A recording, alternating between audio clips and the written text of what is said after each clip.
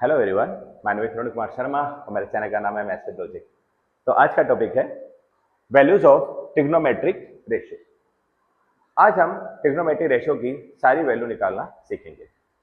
यही वैल्यूज आप 10th class में टेबल बनाकर सीखते हैं। तो आज मैं आपको ऐसी ट्रिक सिखाऊंगा जिससे आप इन दोनों हाथों से ट्रिग्नोमेट्रिक रेशियो की सारी वैल्यू फाइंड आउट कर सकते हैं। तो शुरू करते हैं। सबसे पहले हम इस तरह से 0, 30 डिग्री, 45 डिग्री, 60 डिग्री और 90 डिग्री इस हाथ पर लिख लेंगे लेफ्ट हैंड साइड पे, और फिंगर्स पे आप लिखेंगे 0, 1, 2, 3 एंड 4।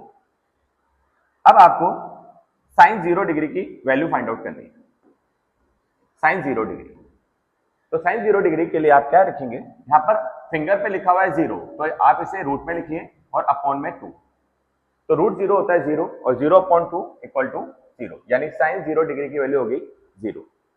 सेम साइन 30 आपको फाइंड आउट करना है।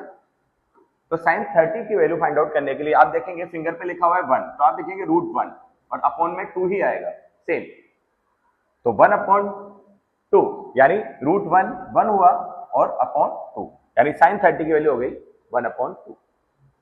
अब आप साइन 45 की वैल्यू निकालेंगे, साइन 45। तो साइन 45 डिग्री की वैल्यू निकालने के लिए आप देखेंगे फिंगर पे लिखा हुआ है 2, यानी हम लिखेंगे ऊपर √2, अपॉन में सेम आएगा 2। अब आपको पता है कि 2 क्या होता है, 2 को हम √2 इंटू √2 लिख सकते हैं। तो एक √2 से एक √2 कैंसिल हो जाएगा, अपने पास आंसर आ जाएगा √2, यानी साइन 45 की वैल्यू आ जाएगी 1/√2। अब आप फाइंड आउट करेंगे साइन 60। तो साइन 60 की वैल्यू निकालने के लिए आप फिंगर पे देखेंगे, इस पे लिखा हुआ है 3, तो आप न्यूमरेटर में लिखेंगे √3 और अपॉन में आएगा 2। तो साइन 60 की वैल्यू होती है √3/2। सेम साइन 90,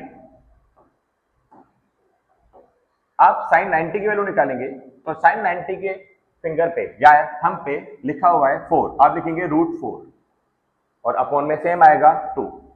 तो √4 होता है 2/2, कैंसिल करेंगे, यानी साइन 90 की वैल्यू हो गई 1। तो आप इस तरह से साइन की सारी वैल्यू फाइंड आउट कर सकते हैं। अब आप कोस पे आइए। कोस के लिए राइट हैंड साइड के ऊपर आप रिवर्स में लिखेंगे 90, 60, 45, 30 एंड 0 डिग्री, और फिंगर पे आप लिखेंगे वही 0, 1, 2, 3 एंड 4। यहां भी हम सेम प्रोसीजर करेंगे। अब आप cos 90 की वैल्यू निकालेंगे, cos 90 डिग्री।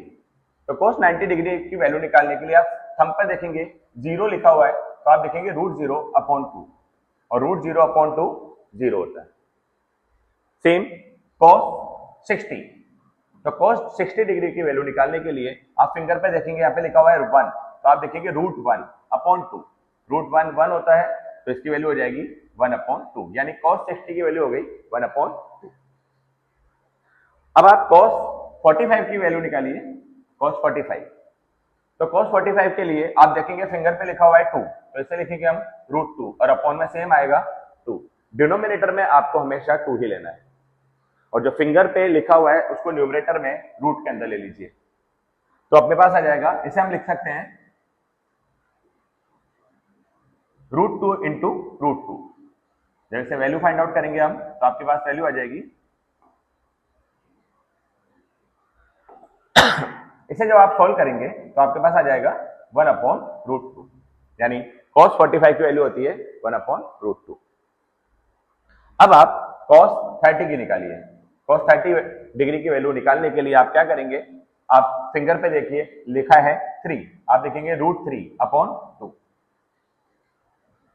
cos 0 डिग्री निकालने के लिए आप फिंगर पे देखिए 4 लिखा हुआ है, आप लिखेंगे √4/2, और √4 होता है 2, यानी ये हो गया 2/2, यानी इसकी वैल्यू हो गई 1।